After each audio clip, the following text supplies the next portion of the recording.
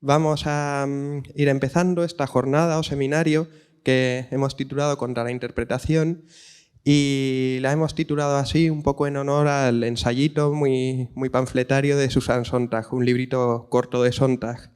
No me he preparado una presentación muy al uso, así que voy a contar muy brevemente cómo se nos ocurrió esta especie de ciclo y cómo hemos llegado hasta aquí.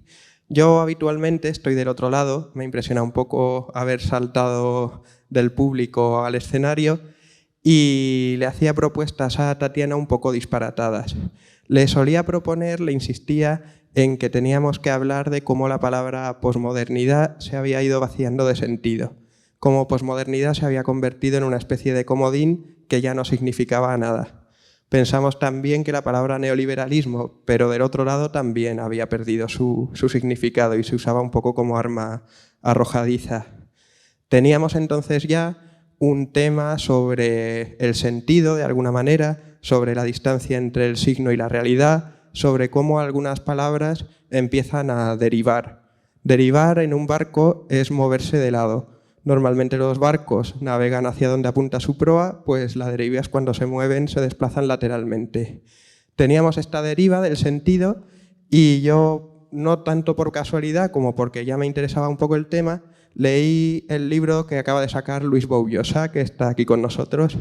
El libro se titula 10 maneras de amar a Lana del Rey y explora un poco a través de la cantante Lana del Rey un montón de temas relacionados con el pop, con la difusión del arte, un montón de temas distintos. De alguna manera se aprovecha de una manera casi violenta de Lana, que sí que tiene mucho que decir, pero se aprovecha un poco de Lana para sacar otros muchos temas.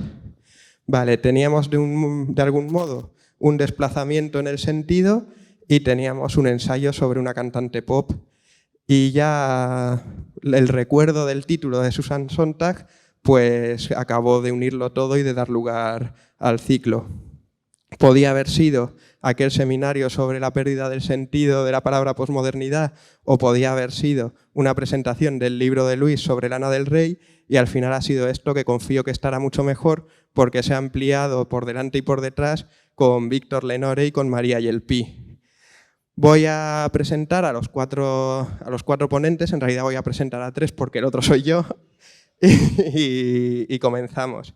María, que va a comenzar, la tenemos allí sentada, es licenciada en Teología y también licenciada en Derecho y nos va a hablar sobre la crítica antes de la crítica. Luis, que es el autor del ensayo, nos va a hablar sobre la relación entre capitalismo y romanticismo y un poco cómo el capitalismo y el romanticismo apuntaran el mito de la familia. Yo haré lo que pueda, hablando del tema central, contra la interpretación, y Víctor Lenore nos va a hablar más de música urbana y de la difusión de esta música. Víctor tiene más experiencia como periodista musical.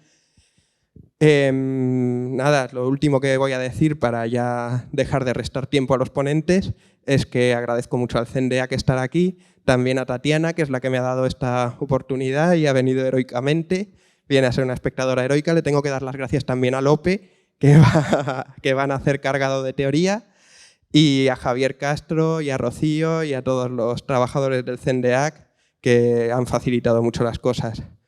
Voy a apagar este micro y darle paso a María. Muchas gracias. Bueno, pues muchas gracias a todos por venir. Muchas gracias al CNDEAC por acogerme y a Enrique por proponerme para hablar en un centro de arte contemporáneo sobre crítica y aceptar que yo hable sobre cosas que son pues, más bien de la antigüedad, ¿no?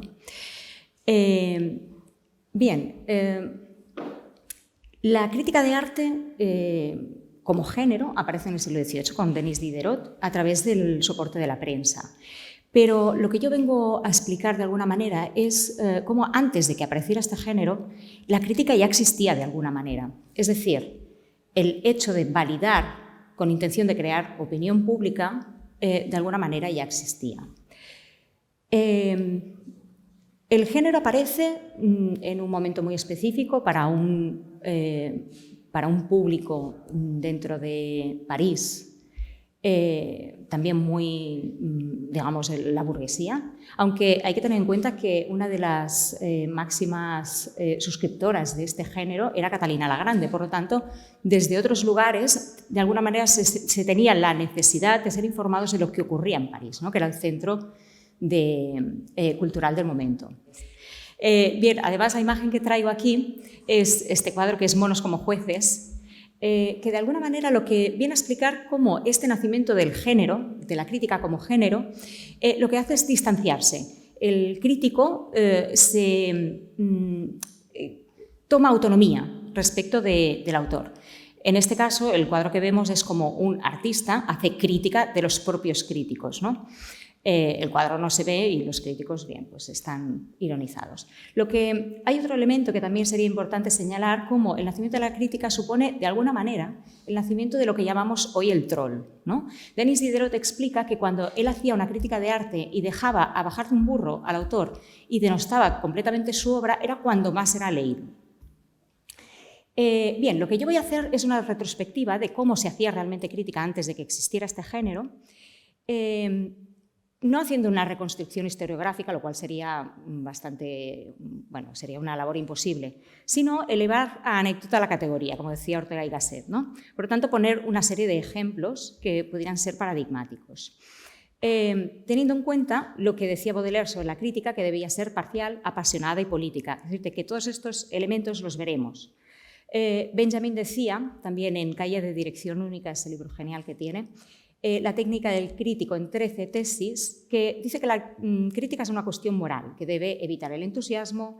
El crítico es un estratega que debe hablar el lenguaje del artista a través de consignas y tomar partido o callar. La crítica no es hermenéutica, no es un comentario objetivo, sino que el crítico debe agarrar la obra como si de un arma blanca se tratara. Uno de los puntos dice: la auténtica polémica aborda un libro con tanto amor como un caníbal se prepara un lactante, es decir, que frotándose las manos.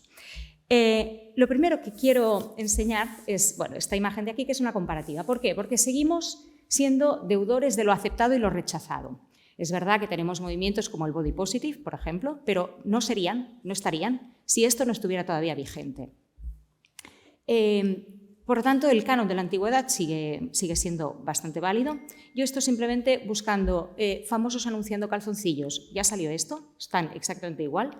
Y las poses más utilizadas hoy en Instagram, y salía tal cual.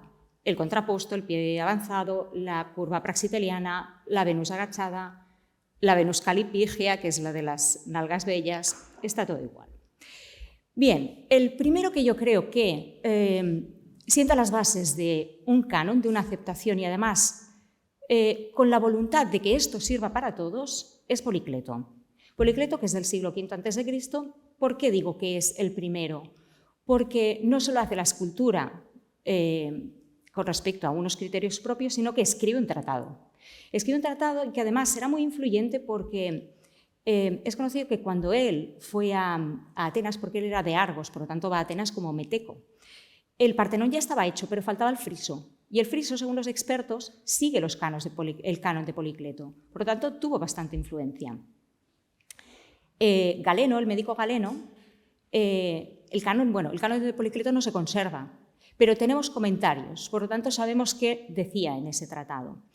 El médico Galeno, citando al filósofo estoico Crisipo, dice, según Crisipo, la belleza reside no en la proporción de los elementos constituyentes, sino en la proporcionalidad entre las partes, como entre un dedo y otro dedo, entre los dedos y el metacarpo, etcétera, etcétera. En realidad, entre todas las partes entre sí, como está escrito en el canon de Policleto. Es decir, que lo que debía ser la medida, que quiere decir canon, quiere decir medida, era la armonía entre las partes. Se ha especulado mucho reconstruyendo el canon, si la proporción áurea, en fin. Sobre todo tratadística alemana. Esto es, solo ellos pueden. ¿Qué nos dice el canon de Policleto? En primer lugar, que hay que representar la belleza, no la realidad. Y en segundo lugar, que esa belleza está en las proporciones, pero no en las proporciones de lo divino, sino en el cuerpo humano. Policleto pertenecía además a la escuela pitagórica y decía que a la belleza solo se llegaba a través de numerosos cálculos matemáticos. Bien, contra el canon de Policleto ya tenemos el primer troll. El primer troll será Genócrates. Genócrates era discípulo de Platón, le acompañó a Siracusa a visitar al tirano Dionisos. Tiempo después, a la muerte de Platón, presidió la Academia, no justo después, pero sí fue presidente de la Academia. Y nos lo explica Plinio. Plinio, en su Theoria Naturalis, dice que Genócrates hace una crítica de Policleto. Paso ya a la siguiente imagen. La crítica de Policleto sigue esta diapositiva de aquí, salvo el Kurós, que esto es anterior. Kurós quiere decir hombre joven, quiere decir, antes de Policleto ya la imagen o la belleza en el cuerpo humano ya estaba muy presente. Decía Genócrates que Policleto usaba proporciones demasiado groseras y que Mirón las mejoró. Lisipo modificó el canon de las proporciones dotando a la figura de mayor expresividad y elegancia, queriendo representar a los hombres no como son, sino como aparecen. Pero nadie como Fidias, que era anterior Fidias, sabía representar a los dioses. El buen artista es el que sabe representar ideas como la sabiduría a través de la figura humana. Por lo tanto, le gira todo. Ya la belleza no está en la figura humana, sino que está en las ideas platónicas, en la perfección. Atenea tenía Fidias es el autor de la Atenea Frisolefantina, esta que es de marfil y oro, que debía medir 12 metros de altura. ¿Vale? Vemos una evolución en cuanto a la naturalidad, pero aquí Genócrates lo que hace es hacer una crítica de todo esto, de esta naturalidad, y decir, no, el ideal, la belleza está en las ideas, ¿no? Y esto, por lo tanto, es divino. Bien, Genócrates, recopilando un poco lo que decía Benjamin, evitaba el entusiasmo totalmente, porque, según cuenta Diógenes Laercio, era un hombre impasible, incapaz de apreciar la belleza humana. Dice que cuando fue solicitado por la meretriz Phryné, salió la meretriz al día siguiente enfadadísima porque dice que no había estado con un hombre sino con una estatua, no había conseguido nada. Esto recuerda aquel pasaje de Alcibíades con Sócrates en el banquete, que Alcibíades dice que pasó una noche con Sócrates y que, bueno, que era igual que haber dormido con su padre o con su hermano mayor, ¿no? Y que no consiguió nada. Bien, esta fama que tenía Genócrates de aguafiestas llegó hasta los últimos días de su vida, que se dice que murió solo, viejo y tropezándose de noche con un barreño, probablemente con sus propios orines. Así que no... bien, en cuanto a la pintura, el ideal o el criterio que se llevaba en cuanto a la pintura era el engaño, el trampantojo y la mímesis, es decir, representar la realidad como era. Y el criterio era la veracidad. Plinio explica este pasaje tan conocido del duelo entre Zeusis y Parrasio. Se reúnen los dos pintores para ver quién es capaz de representar la realidad de manera más fiel.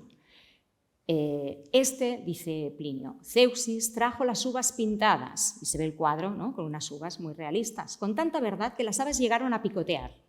El otro, Parrasio, había traído una cortina tan natural representada que Zeusis, orgulloso por la adjudicación de las aves, pidió que retirase el telón de una vez para ver la imagen. Se da cuenta que, claro, lo que está pintado es el telón. Entonces, a continuación, reconociendo la ilusión, admitieron la derrota con hidalguía, ya que él había engañado a los pájaros, pero Parrasio había engañado a un artista como era Zeusis. Este pasaje es muy conocido, pero lo que cuenta Plinio un poquito más tarde explica que Zeusis en una ocasión pintó unas uvas con un niño.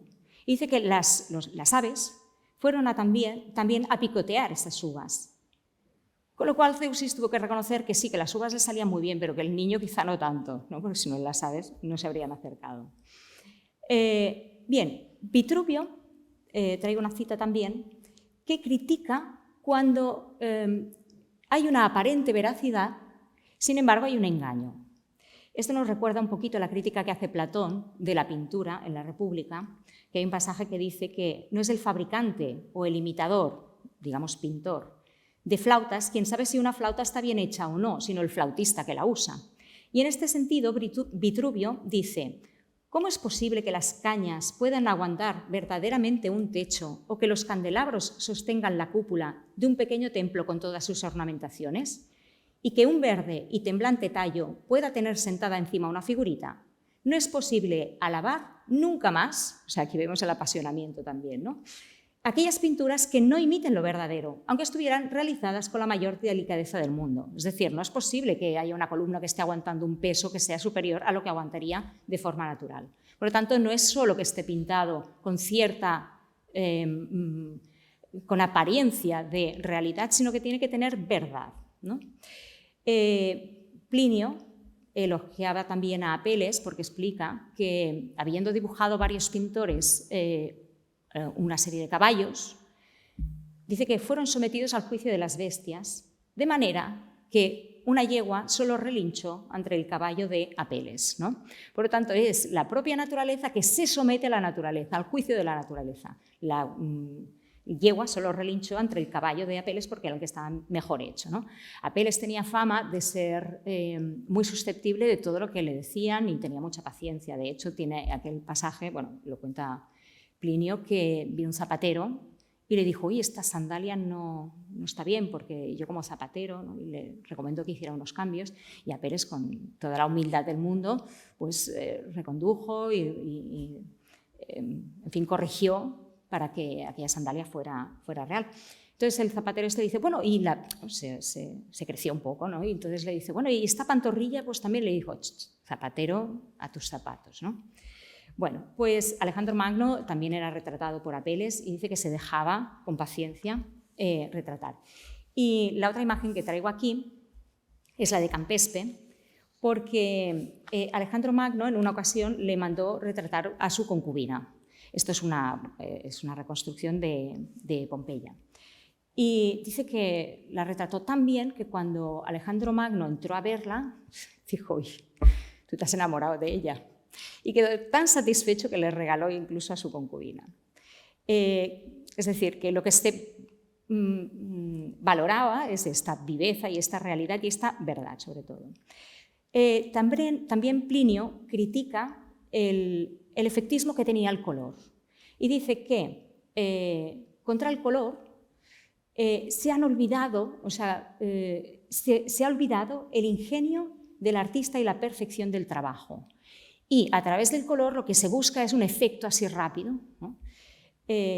Plutarco, por su parte, defendía que era el color precisamente lo que daba la impresión y era material de mayores ilusiones. Por lo tanto, aquí también vemos una crítica de qué valía más, ¿no? Si el dibujo, la mímesis o el efecto del color, que igual, ¿no? Era demasiado efectista, ¿no?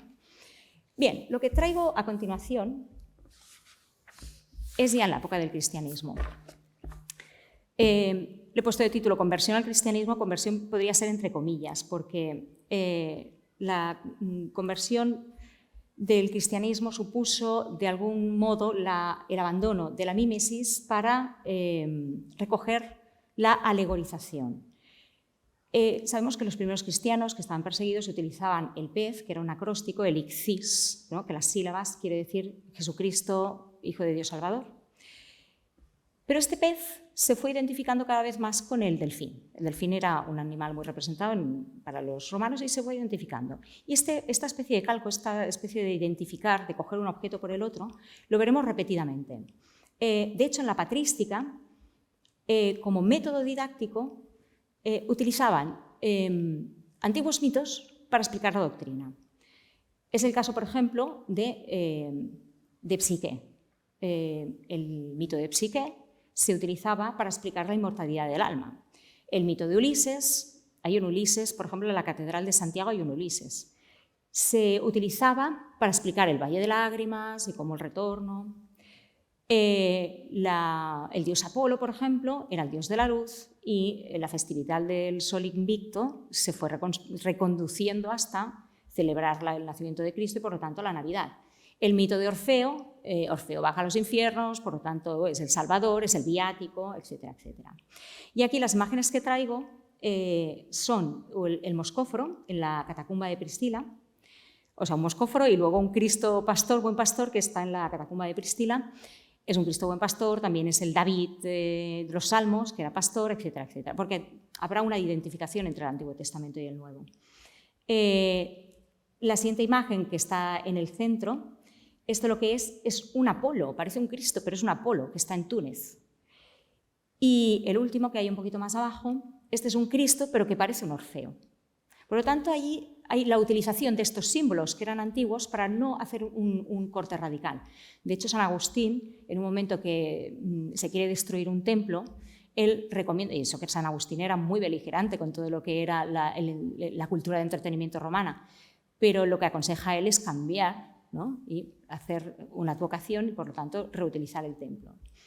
Y es precisamente los modos de interpretar de Agustín de Hipona, que en el fondo era un retórico, él era un retórico, y plantea que las escrituras tienen que tener un análisis o un sentido literal, alegórico y anagógico, ¿no? El alegórico es este que hemos visto.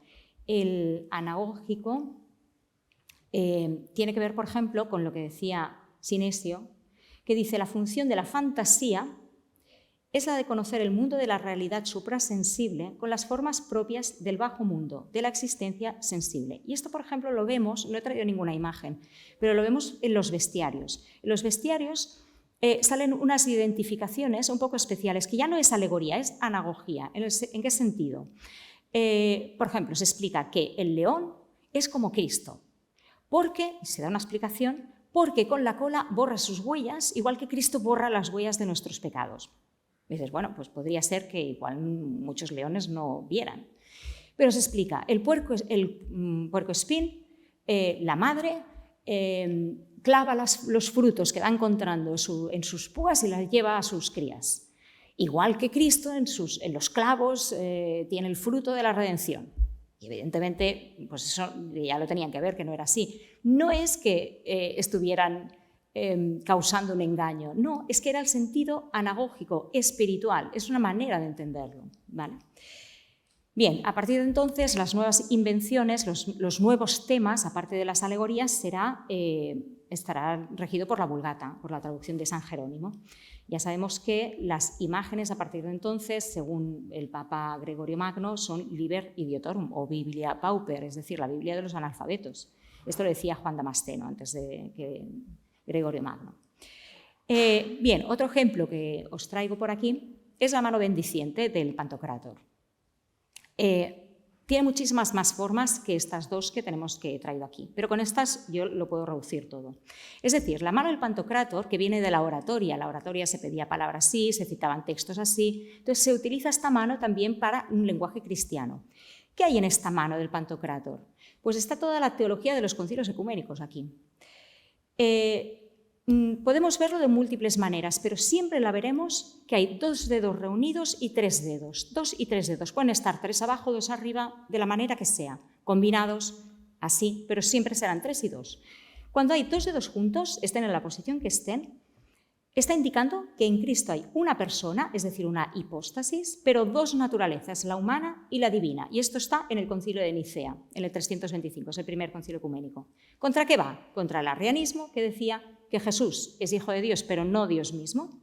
Y también va contra el monofisismo, que dice que Cristo es una persona, pero una naturaleza, la divina, porque de haber la humana y la divina, la humana quedaría anegada.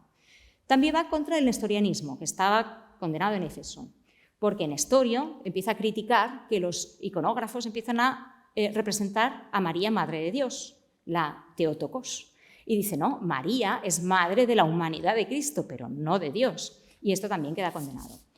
Los 3 dedos juntos tienen que ver con la Trinidad. Fue definido en Constantinopla, en el 381.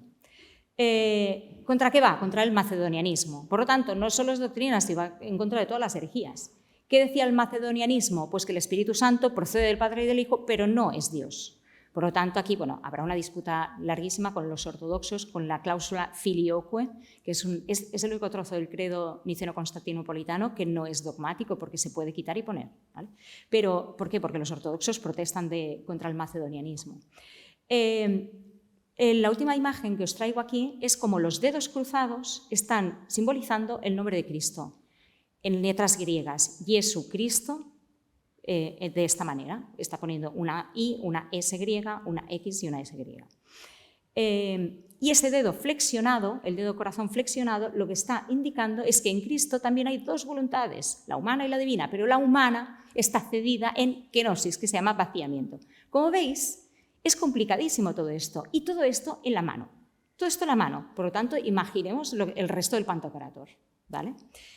Hay que pensar también que el imperio de Oriente, en la época medieval, era la que formaba el canon de todo lo que es el icono. Y la querella iconoclasta marcará mucho, porque lo que impedirá es que, aunque ganan los iconódulos, es decir, aquellos que defienden la imagen como algo venerable, no dejarán o no permitirán que sea naturalista, porque lo que pretenden es que sea así, conceptual.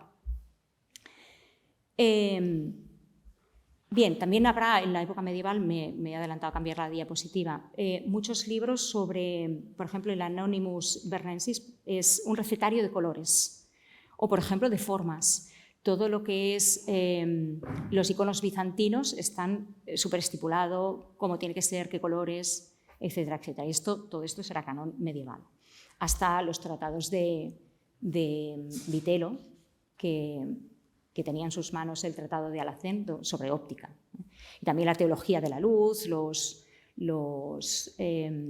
las iglesias góticas, etc.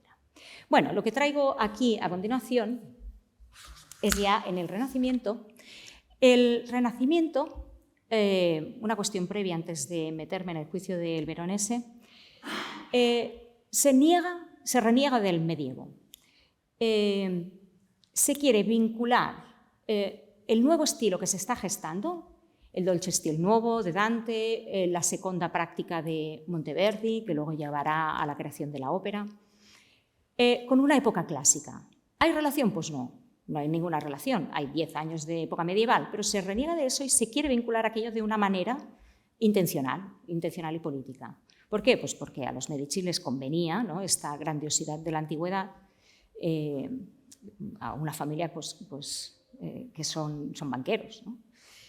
El primero que hace esto es Petrarca, en su Epístola Matricae, porque afirma que hubo un tiempo glorioso, el de la antigüedad clásica, dice que está a punto de resurgir. Entre medias está la media tempestas o la media aetas, es decir, el tiempo medio de la Edad Media, de ignominia e ignorancia. Ellos, la pretensión es vincularse directamente y dejar la Edad Media como si fuera un tiempo intermedio. Uno de los primeros que hace esto es Giovanni de Bardi. Giovanni de Bardi es el de la Camerata Fiorentina. Se recuperan textos de la antigüedad y se habla mucho de música, pero hay una cosa muy curiosa de Giovanni de Bardi, y es que él quiere recoger las normas del calcio. El calcio es el fútbol fiorentino. El fútbol fiorentino se practicaba en la Baja Edad Media. Y él, aprovechando que esta gente tenía las nuevas tecnologías, ¿no?, igual que ahora, el que tiene las nuevas tecnologías siempre está, las quiere poner por escrito y las quiere mandar a imprimir. Y entonces dice, las vincula a la antigüedad. Es de creerse que estos romanos, aunque no haya constancia cierta de ello, o sea, él mismo reconoce que no hay ninguna constancia, que cuando establecieron la colonia florentina nos trajeron este juego como muestra otras imitaciones de los antiguos griegos. Los antiguos inspiraban virtud, y no solo con la severidad de las leyes y con las enseñanzas de la filosofía, sino también con la poesía, con la música y las diversas artes placenteras. Es decir, todo lo hemos heredado de los griegos, ¿no?, como si la Edad Media no hubiera sido, pues eso, un tiempo. Bien, los Medici, por lo tanto, también empiezan a hacer encargos con estas nuevas formas, la recuperación de la temática de la mitología, etc. El papado también hace esto, porque el papado se comporta como una corte más. Sin embargo, sí que es cierto que había la censura de la Inquisición. Savonarola, por ejemplo, manda hacer la hoguera de las vanidades en Florencia y se quema muchísima obra. También en el norte hay que pensar que con los protestantes ocurre la Beldenstorm, que es la tormenta de imágenes. Se queman en hogueras multitud de imágenes. La iconoclastia cambiará todo en el norte de Europa, porque se generarán el paisajismo, los bodegones, al estar prohibida toda la representación iconográfica religiosa y, por otro lado, a la música, ¿no? Afectará todo eso. Pero yo me voy a centrar en el proceso de Il Veronese. Il Veronese sufrió un juicio ante la Inquisición por este cuadro que traigo aquí. Resulta que unos dominicos habían perdido una obra, que era un Tiziano, se había quemado, y le encargan para el refectorio, es decir, para el comedor del cenobio, del monasterio, que les cubra la pared. Y en un refectorio, que es el sitio donde comen los monjes, siempre se hace una última cena. Pues bien, Il Veronese, en un ambiente contrarreformista, resulta que hace aquí en vez de hacer hace una última cena, evidentemente, porque está Cristo, está Juan, está San Pedro, que pintado como si fuera el primer papa, en fin. Todos los componentes están, pero hace una cena loquísima en la cual se pueden ver desde un perro y un gato que están como a la gresca. En esta zona de aquí, estos son unos alabarderos alemanes, o sea, protestantes, bebiendo vino. Por lo tanto, pues, emborrachándose. Hay que pensar que Cristo está aquí consagrando el pan, el vino, y todos están y repartiendo la comunión. O sea que, por otro lado, aquí, en esta escalera de aquí, este hombre está sangrando por la nariz. Cristo está consagrando el vino, ¿no? Dice, esto es mi sangre, y aquí está este señor sangrando por la nariz con un pañuelo ensangrentado. ¿Qué más? Hay también, en esta esquina de aquí, entre las dos columnas del fondo, hay un señor limpiándose los dientes. O sea, está Cristo dando de comulgar y un señor limpiándose los dientes. También hay un bufón que ha robado y un sirviente que le está también peleándose. Y detrás de los alabarderos alemanes también hay una mujer con una falda roja. O sea, es una cosa loquísima, fuera de toda lógica. Entonces, bueno, empieza el proceso inquisitorial y al Veronese le van preguntando por todo esto, pero ¿qué hace? ¿No? Entonces, el Veronese contesta, los pintores nos tomamos la licencia que se toman los poetas y los locos. Él ya se hace el loco, diciendo aquí, esto yo voy a pringar, de momento me voy a hacer el loco. Sigue el proceso. Ei dictum, ellos dicen, ¿quién crees que realmente estuvo en esa cena? El Veronese contesta, creo que estuvo Cristo con sus apóstoles, pero si queda espacio en el cuadro, lo adornaré con figuras, según las invenciones. Le vuelven a preguntar, ¿pero no sabes que en Alemania y en otros lugares infectados de herejía se suele injuriar y burlar las cosas de la Santísima Iglesia Católica con diversos cuadros llenos de vulgaridades y similares invenciones lascivas para enseñar mala doctrina a idiotas e ignorantes? Y realmente del taller de los Cranach salían las Potbilder, que eran burlas papales, o también les llamaban humor de flatulencia. Y se hacían, pues esto, grabados, ridiculizando al Papa, etcétera, etcétera. Esto es el taller de los Cranach. Entonces contesta el Veronese, Miguel Ángel en Roma, dentro de la Capella Pontificae, cuelga nuestro Señor Jesucristo, su madre, y San Juan, San Pedro y la corte celestial, todos ellos desnudos, desde la Virgen María en adelante, la Virgen no, con diferentes actos, con muy poca reverencia. Bueno, finalmente, después de un diálogo así que es tronchante, porque el Veronese les empieza a trolear. Realmente los pintores estaban bastante protegidos, es decir, a Giordano Bruno lo queman, los filósofos, los científicos, estos sufrían más, pero al fin y al cabo, con esto de la propaganda fidei, digamos que los pintores tenían más, en fin, estaban mejor tratados. Bien, el tribunal le ordena que en 3 meses reconduzca esto. Le insinúan que puede pintar una María Magdalena por ahí en medio. Total, el Veronese se niega, pero se libra. ¿Se libra por qué? Porque lo que hace a este cuadro es ponerle título. No se ponía título a los cuadros, pero le pintan la balaustrada. Leví hizo un gran banquete para el Señor, que es la perícopa de Lucas 5:29. Por lo tanto, le cambia el contexto, le cambia todo y se libra del proceso inquisitorial. Bien, otro ejemplo que os traigo, no quiero entretenerme mucho, creo que voy un poco mal de tiempo. Bueno, es el Paragone, que es la comparación o la discusión que hubo en su tiempo entre pintura y escultura. Sobre qué era superior si la pintura y la escultura. En realidad, esto lo que estaba encubriendo era la intención que tenían los pintores de formar parte de las artes liberales. Es decir, Rafael, por ejemplo, cuando se pinta la escuela de Atenas, se pinta entre los matemáticos y los geómetras, porque él quiere formar parte de esto. Leonardo, él, en vez de intentar asimilarse a los geómetras y a los matemáticos, lo que quiere es asimilarse a los poetas. Y entonces tiene esa frase que dice que la pintura es poesía muda y la poesía es pintura ciega, recordando aquello que decía Horacio de ut pictura poiesis, que en realidad Horacio probablemente lo que quería decir con esto de así como es la pintura, también la poesía, lo que quería decir probablemente era que, bueno, espérate, lee todo, ¿no? y quédate con la visión general, ¿no? Claro, lo que hace Leonardo en su tratado de pintura, el tratado de pintura no se edita hasta después de muerto, pero al parecer pues, la discusión ya estaba viva cuando él... Y tiene en su tratado de pintura un pasaje que es muy divertido, porque ridiculizando a los escultores, como que es un trabajo pues, de baja calidad, ¿no? Como estos sí que son artes serviles, mecánicas, porque están ahí dándole duro, ¿no?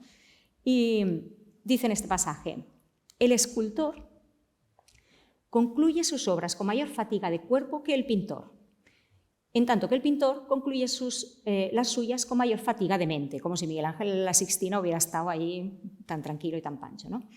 Dice, aplica la fuerza de sus brazos y de su martillo para despojar el bloque de mármol.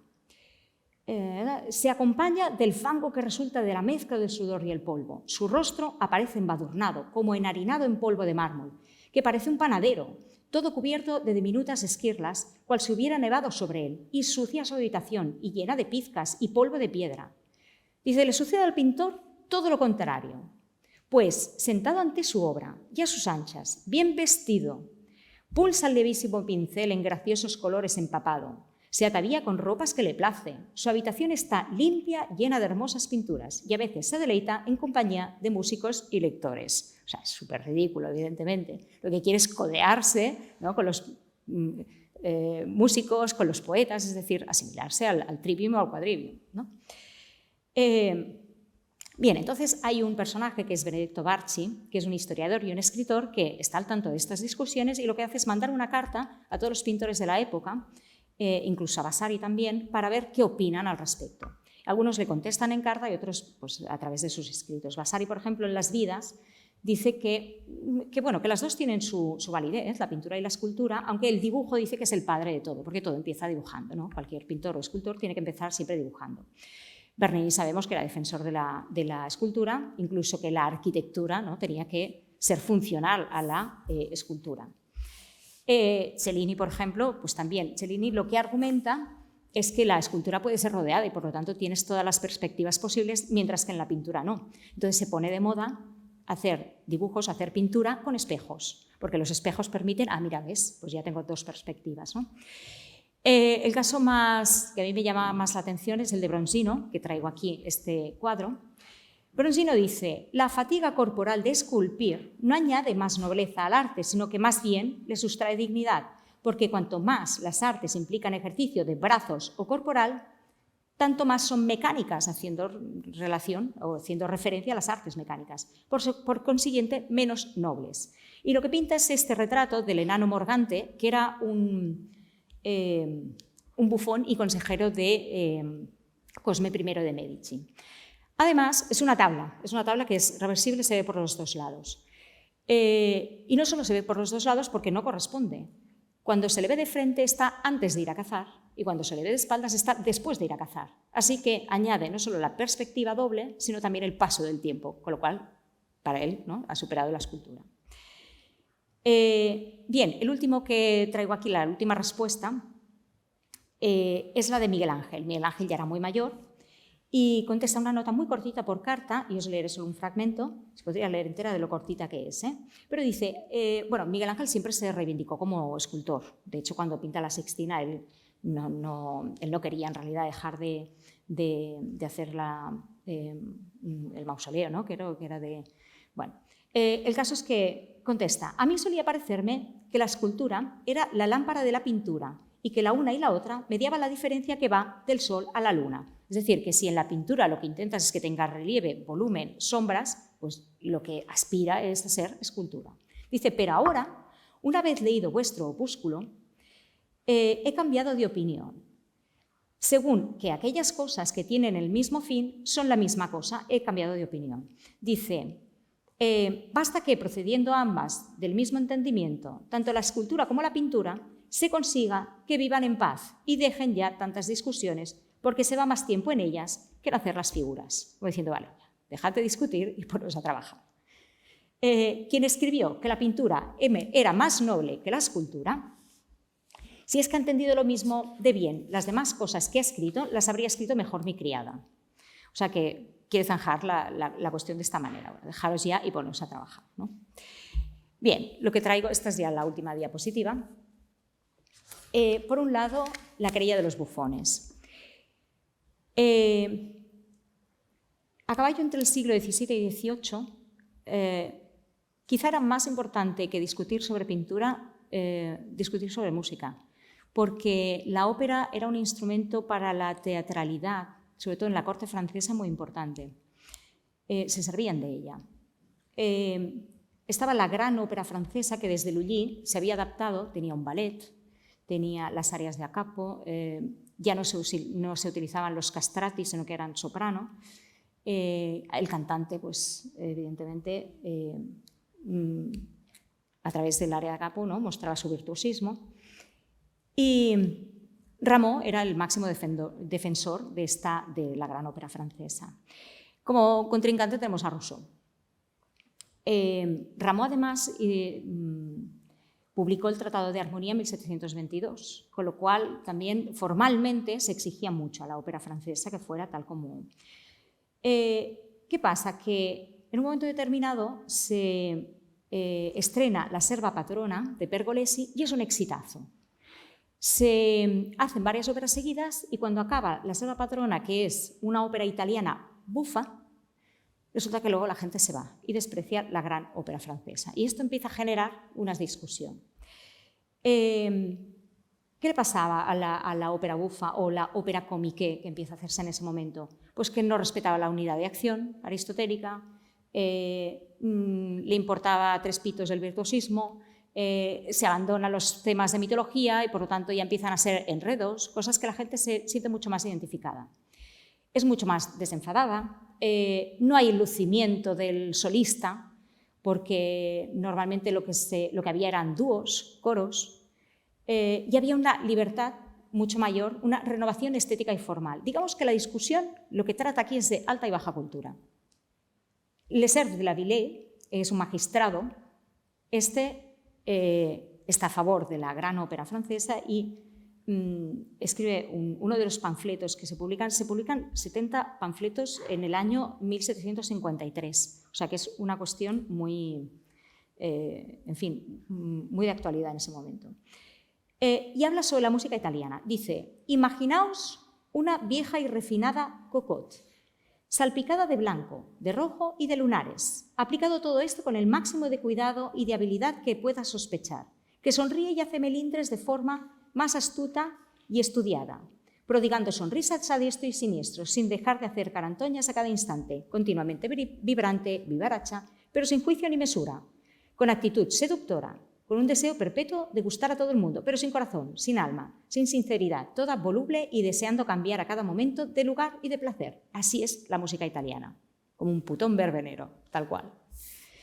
Bien, Rousseau, que va en contra del virtuosismo, había ya publicado su discurso sobre las artes y las ciencias, defiende, por supuesto, la ópera bufa, la libertad de formas, porque lo que argumenta es que se ha perdido, con esta ópera seria, se ha perdido la naturalidad de la voz, de la inflexión de la voz, de la cual debe venir la melodía. Y además critica el idioma francés porque está lleno de consonantes, dice, y no puede ser que esto sea melodioso. Tiene una cita en sus confesiones, dice esto: todo París se dividió en dos bandos, más enardecidos que si se hubiera tratado de un asunto de Estado o de religión. Así que la gente estaba más entusiasmada. Dice, el más poderoso y numeroso, formado por los grandes, ricos y mujeres. Apoyaba a la música francesa. El otro, más vehemente, más orgulloso, más entusiasta, estaba compuesto por los verdaderos expertos, gentes de talento y hombres de genio, entre otros él, claro. Bien, lo último que traigo es un libro de Jonathan Richardson, es un inglés, que publica en 1719 un ensayo con el título Un ensayo sobre todo el arte de la crítica. Ya usa el término crítica, en el que dice, es como un libro de autoayuda para burgueses que quieren saber un poquito de arte. Dice que es una guía de cómo juzgar con autoridad, según las reglas del arte, no según lo que el autor pretendía, sino lo que aparece realmente. Cómo familiarizarse, tiene apartados como cómo familiarizarse con lo sublime, por lo tanto es así muy epocal. El principal fin de la pintura es la mejora de la mente, es decir, formar el gusto. Aquí está el problema o la cuestión del gusto, que ya había tratado David Hume. Estamos en un contexto empirista. Por lo tanto, se niega ya a los valores universales. Tú ya no tienes que mirar un cuadro a ver si es un reflejo de la idea de belleza universal. No, no, tienes que formarte el criterio. Y aquí tienes mi libro de autoayuda, ¿no? Entre otras cosas, lo que propone son fichas. Son fichas para numerar y valorar. Aquí tiene un ejemplo, él solo pone un ejemplo, que es este número 70, pero no es que haya 70, es que solo pone una.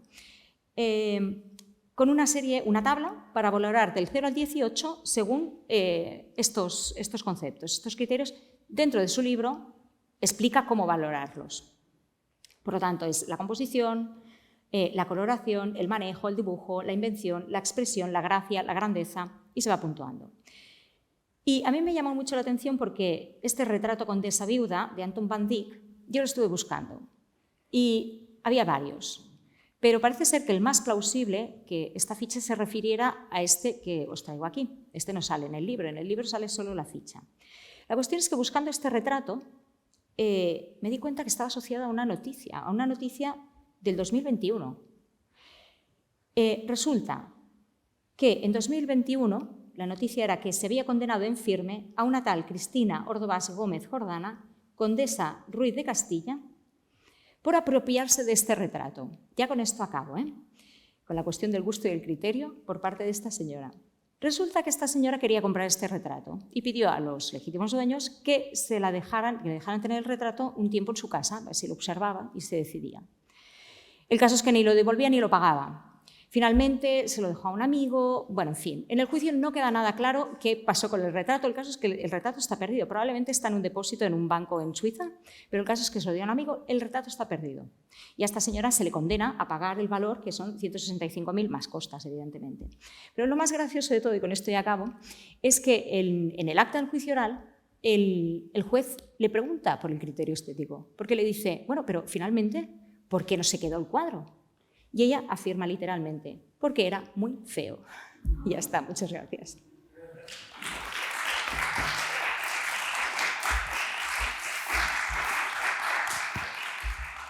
Vale, pues nada, si alguno de vosotros quiere comenzar, yo creo que igual Luis por alusiones. Sí, la familia. Bueno, yo cuando hablaba de lo de la familia antes simplemente intentaba retratar un momento histórico, ¿no? Y de hecho creo que toda mi discusión mi argumentación era a favor de una colectividad, ¿no? Lo que pasa es que una colectividad elegida, no una colectividad impuesta. Y históricamente es cierto que hay momentos en los que hay colectivos que consideraron que la familia era una imposición intolerable o como se quiera ver. O sea, yo no estaba exactamente poniendo mi experiencia del todo. En parte sí. Es decir, yo creo que tú puedes ver la familia como un cosmos de cosas, ¿no? Como una parte de protección, como una parte de amor, como una parte de tiranía, como una parte de imposición. Y demonizarla absolutamente sería tanto como glorificarla totalmente, ¿no? El rito de paso clásico de la adolescencia es la extracción del ser de la familia, el ingreso en otro colectivo, ¿no? Eso da igual que seas espartano y te manden a la milicia a los 12 años o que seas, en fin, vivas en otro sitio donde el rito de paso es distinto. Y luego de eso se vuelve o no se vuelve, no lo sé. Yo tengo una familia maravillosa y fuerte y establecida, pero veo el proceso de desestructuración progresiva por las meras circunstancias económicas. Lo cual no quiere decir que pueda estar de acuerdo en que la familia debe volver a ser un centro neurálgico de la discusión, pero no la familia impuesta, sino la familia elegida. O sea, yo creo en la familia extendida. O O sea, creo que tú y yo podemos discutir, pero como familia de la crítica, por ejemplo, podemos estar en el mismo lugar, ¿no?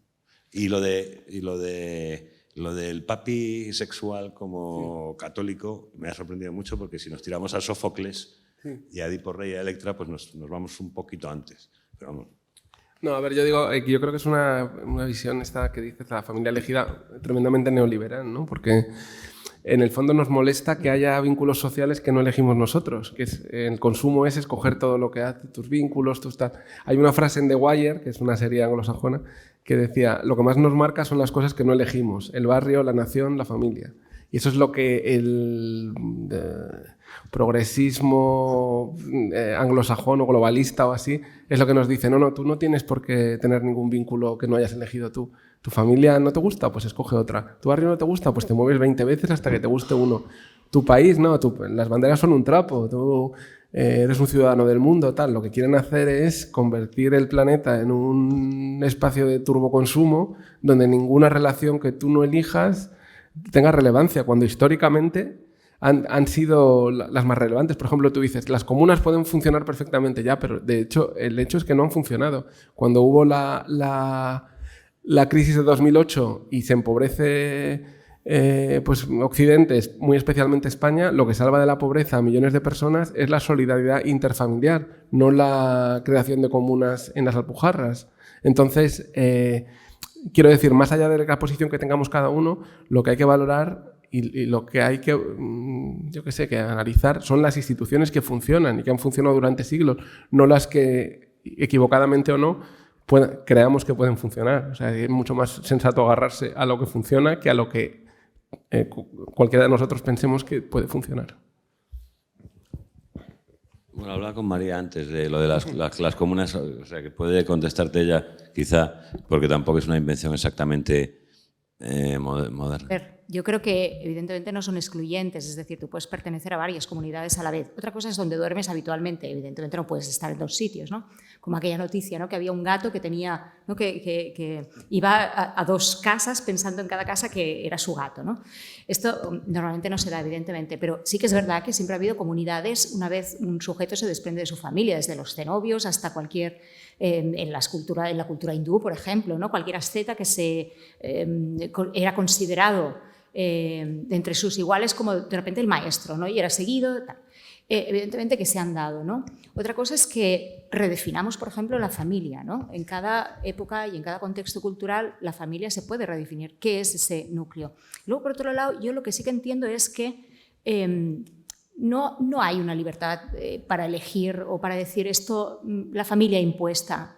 Es que hay cosas que no son elección personal, ¿no?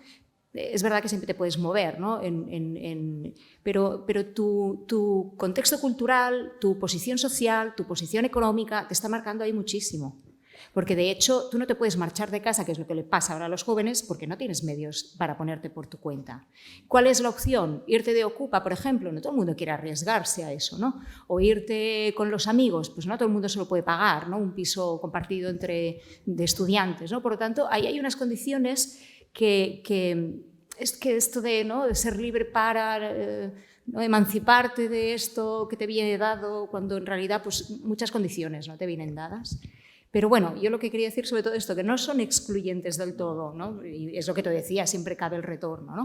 Pero sí que es cierto que, no lo sé, quizá se da más que la familia nuclear, digámoslo así, es un sitio que siempre es más posible el retorno, quizá, ¿no? No otras comunidades que se han dado, ¿no? No lo sé. Yo conozco mucha más gente que ha vuelto a su casa, a su familia, a su madre que le dé el tupper, que no al piso Ocupa, por ejemplo, ¿no? Que cuando sales de ahí es más difícil, quizá porque has salido en otras circunstancias. Un rebote, por ejemplo, si tú te rebotas con la familia, tampoco hace falta, ¿no? Categorizar, pero no lo sé, yo conozco mucha más gente, ¿no? Que ha vuelto a su casa después de un gran rebote. Después... No, es que cuando hablaba de la familia tampoco implicaba una necesaria aniquilación de la familia. Es decir, la familia de sangre, está el dicho ese de la sangre más espesa que el agua, ¿no? Es indudable que está ahí. Lo que pasa es que yo creo que debe ser integrada y o sea, debe ser cruzada por otras familias. No quiere decir que tengas que negarla, destruirla y reducirla a cenizas. Ahora bien, Lo que me preguntabas tú de esto que decía yo, de que ha sido el modelo sobre el que se han creado otros modelos de control, pues lo ha sido porque además es un modelo de control extraordinariamente perfecto. Pero es un modelo de control que quiere hacerte un bien. Más que de control, de fundamento de tu propia moralidad. Es decir, todo lo que te gesta de pequeño. Sí. Pero esa moralidad necesita un contraste luego con el mundo, es decir, una extracción de la familia, un contraste, una vuelta probablemente y una puesta en común. Que la familia no sé si siempre está dispuesta. La familia siempre te va a acoger, otra cosa es que te vaya a escuchar. No siempre te va a acoger, ¿eh? Yo creo que hay familias que no va a acoger. Bueno, que esto de idealizar, no, la familia siempre te va a perdonar aunque le hayas robado y tal. Pues no, hay familias que no, evidentemente. Pero de la misma manera que los espartanos, ¿no? De pequeños les decían que robar estaba bien porque era competitivo, ¿no? O sea, la agoge espartana les incitaba a que robaran al vecino, ¿no? Porque así se espabilaban, ¿no? Y se podían construir. Esto es lo que yo voy, ¿no? O sea, esta construcción moral que tú tienes es la que te forma la primera familia que tienes. Sea del tipo que sea, que puede ser monoparental, puede ser un acogimiento, puede ser, pues estás en casa de acogida, pero esta primera formación es la que te condiciona muchas veces. Yo estaba ahora pensando si en toda esta discusión no habrá, digamos, una pugna, una lucha entre dos pasados que yo no tengo recursos para saber si son dos pasados más o menos imaginarios o no, dos pasados anteriores al proceso de normativización, al proceso de asimilación que fue la modernidad, que es precisamente de lo que ha hablado María antes, y de alguna manera las dos propuestas, los dos pasados, no sé si imaginados o que queremos recuperar, que las dos posturas quieren recuperar, sería por un lado el que propone una izquierda, por usar un término paródico que viene mal, pero más disolvente. Paul Preciado, por ejemplo, filósofos muy en la cresta de la contemporaneidad, ellos creen hablar de un mundo previo a la modernidad en el que, por ejemplo, se fijan mucho en las ontologías amerindias, en las tribus amazónicas que podrían ser modelos cercanos a la comuna y a partir de ahí.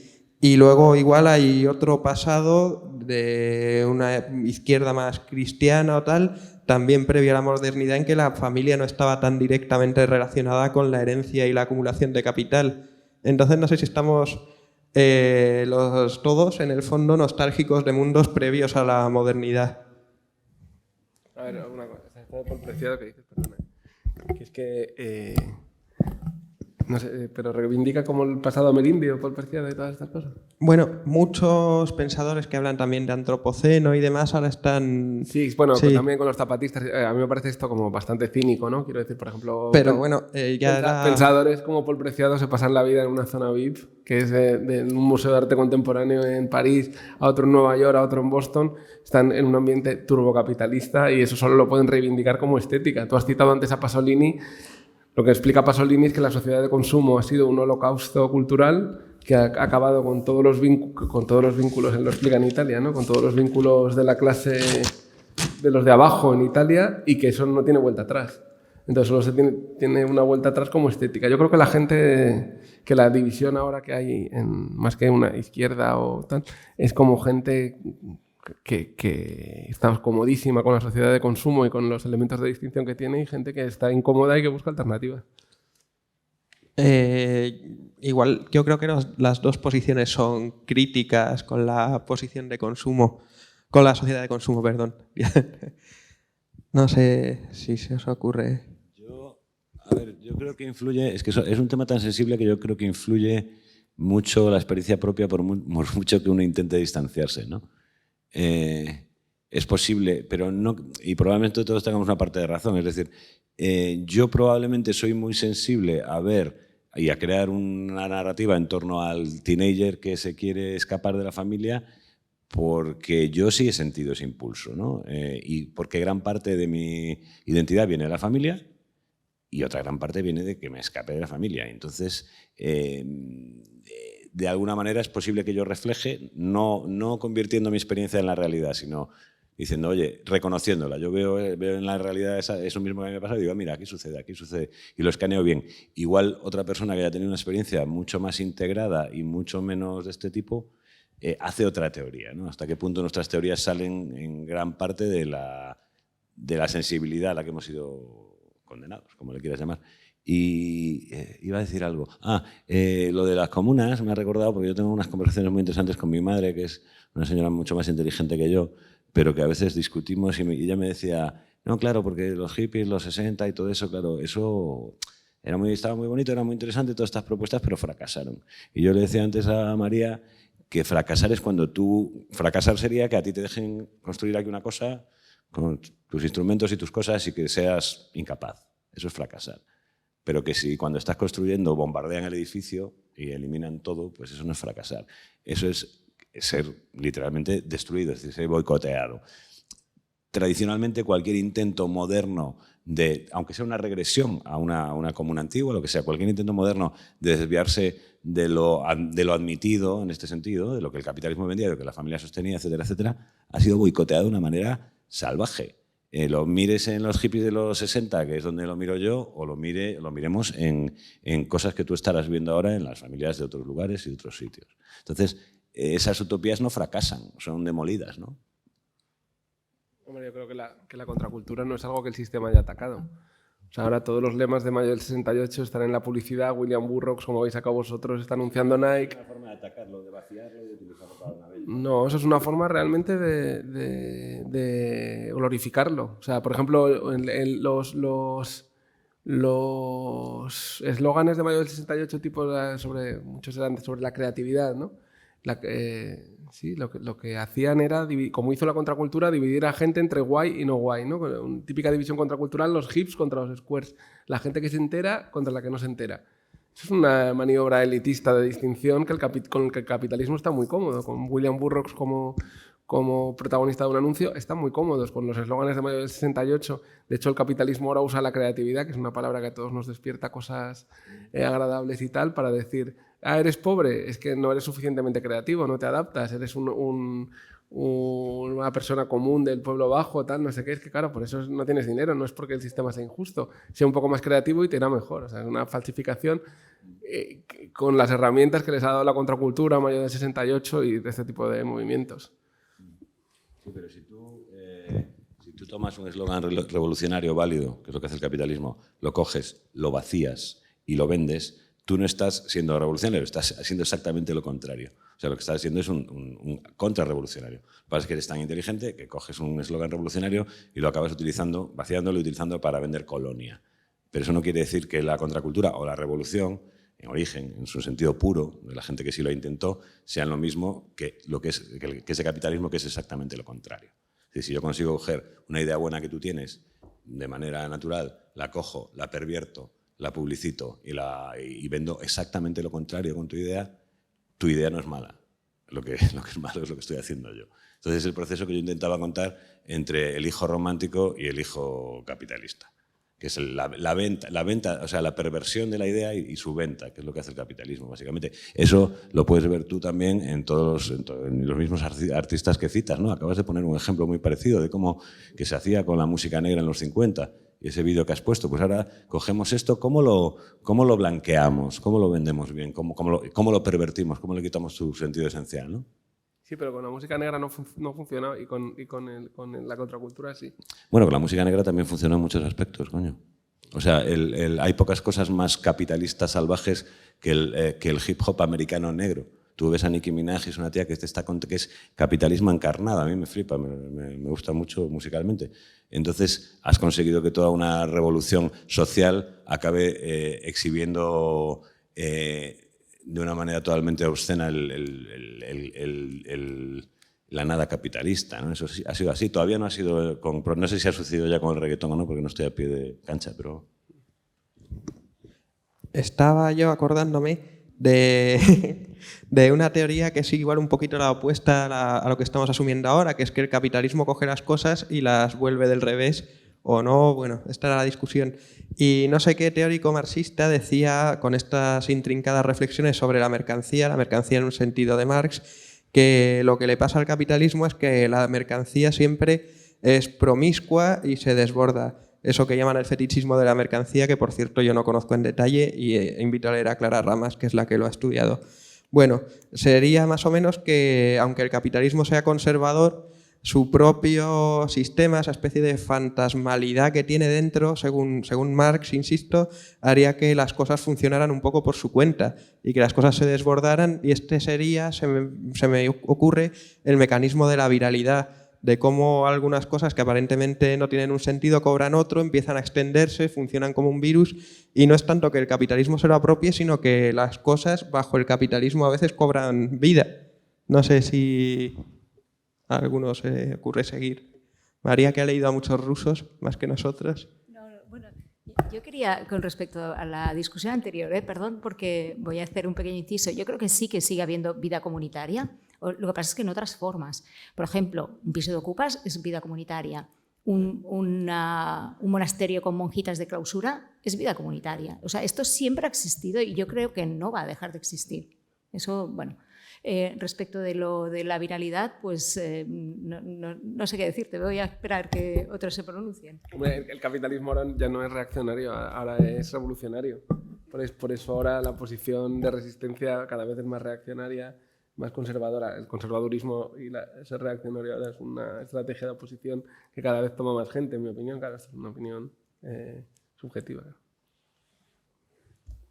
Sí, no sé, yo antes lo apunté, yo no sabría realmente, yo soy muy malo viendo cosas, me gusta analizar cosas que ya han sucedido, cuando predigo algo soy un desastre, pero lo que sí que creo es que lo que hablábamos antes, yo no sé si esto en lo que vivimos es capitalismo o cómo llamarlo, pero yo siempre he visto al capitalismo, o lo percibo así, es una impresión personal que yo no puedo amparar con demasiada teoría, la verdad, pero como un movimiento un poco aceleracionista y depredador, ¿no? Y que no tenía un dios. O sea, así como el romanticismo es relativamente panteísta, personalista si quieres, pero ve maravillas por todos lados, el capitalismo ha vivido de vender absolutamente todo, ¿no? Y creo que se ha desprendido de los pocos mitos que tenía. No creo que incluso el mito del dinero, o sea, en el mundo del dato, donde el dato es el poder, creo que los pocos asideros centrales que tenía el capitalismo están como desapareciendo, ¿no? Y que es una máquina que funciona sin necesidad de un centro simbólico. Esa es la impresión que me da, pero claro, esto es totalmente una impresión personal. Bueno, yo creo que es cierto que la minería de datos es lo que está, ¿no?, moviendo el mundo hoy en día, pero en el fondo es por el consumo. Es decir, ¿por qué nos interesan los datos? Porque Amazon evidentemente sabe lo que yo quiero antes de que ni siquiera yo me dé cuenta, ¿no? Pero yo creo que el problema principal muchas veces es que asociamos al objeto con un valor, ¿no? O sea, esto es lo que hemos perdido quizá, ¿no? La cuestión de la simbología, sobre qué aplicamos el símbolo, y lo aplicamos hoy en día sobre los objetos de consumo. No es lo mismo tener un Mac que un Lenovo, no es lo mismo tener, ¿no?, un iPhone que un... ¿Por qué? Porque te da un estatus, ¿no? No es lo mismo llevar unas Bambas del mercadillo que llevar... Eso digamos que tenemos la idea de que nos está condicionando o nos está configurando más que condicionando, ¿no? Por lo tanto, el objeto, ¿no?, es mi señal identitaria y, por lo tanto, cómo me muestro. Y eso es lo que va cambiando constantemente, ¿no? Porque, claro, evidentemente hay un interés, ¿no? Un interés que no es alguien interesado, sino el interés de todo el mundo, ¿no?, para que esto corra rápido. Bueno, no sé si alguien desde la grada quiere decir algo. ¿Alguien quiere hacer un alegato por el capitalismo, que al final está siendo el gran enemigo? Ya digo que a mí me gusta a veces leer el texto de Zola para también centrar un poco las cosas y pensar que a veces hay subordinaciones incluso peores que el capitalismo. El texto tan ingenuo en el que dice que ahora que el mercado va a mandar, qué bien que ya el escritor no va a tener que escribir lo que quiere el noble o lo que quiere el clero. No sé si alguien tiene algo que decir sobre eso. No. Era muy ingenuo, pero... Quiero decir, para hacer cualquier cosa de esas se necesita un nivel de ingenuidad bastante heavy metal, ¿no? El problema es mantenerlo cuando ya tienes 50 años, pero que lo tenemos es obvio, ¿no? Yo lo tengo, desde luego, y no lo digo como un rasgo positivo. No sé si Tatiana quiere hacer alguna pregunta, que está hoy del otro lado.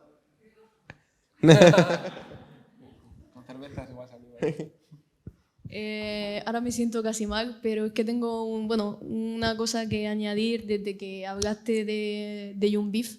Sí. Y lo comparaste con Baudelaire. Solo quería destacar la cita de Samantha Hudson de que la Zowie era el Mecano de nuestra generación. Y creo que hay muchos ejemplos de eso, como el que tú has puesto. En particular, la Zowie me parece uno maravilloso. Y solo quería añadir eso, pero es que ahora mismo es como... O sea, eso se ha quedado en la cuneta. Sí. Me da hasta vergüenza. No, está muy bien, está muy bien. Siempre está bien mencionar a la Zowie. Bueno, Luis quería...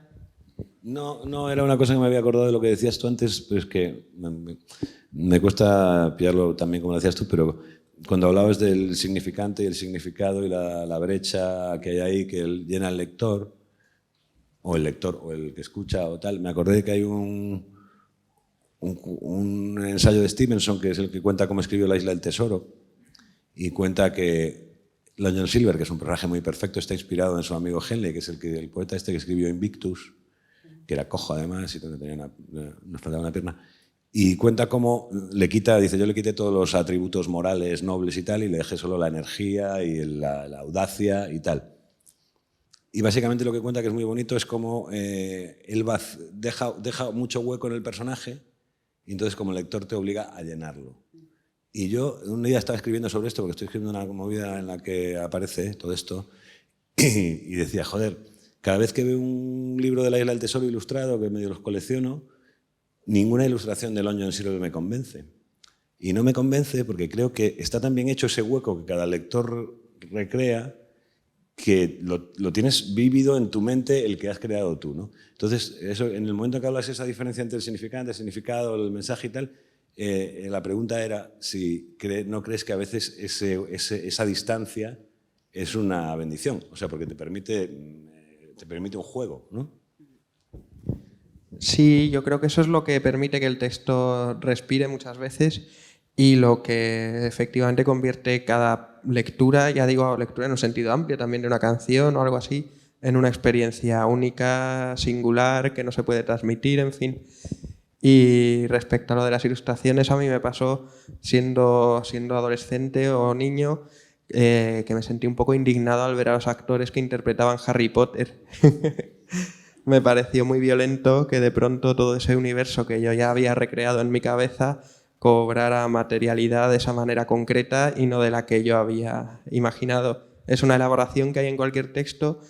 En el caso del lector se ve más inmediatamente. En el caso del autor he insistido más con los ejemplos de Pierre Menard y de Aldo Moro, porque creo que no está tan claro, no es tan evidente. Pues nada. Como esto en un principio iba a ser una presentación del libro de Luis, que fue creciendo, afortunadamente, Luis se ha traído unos cuantos libros para el que lo quiera comprar y lo quiera firmar. Es un libro que parece que va sobre Lana del Rey, pero en definitiva va también, como él ha dicho, sobre Lana del Rey, aparte de todo lo demás. Vamos a dejar unos cuantos por aquí y ya el que quiera que se acerque.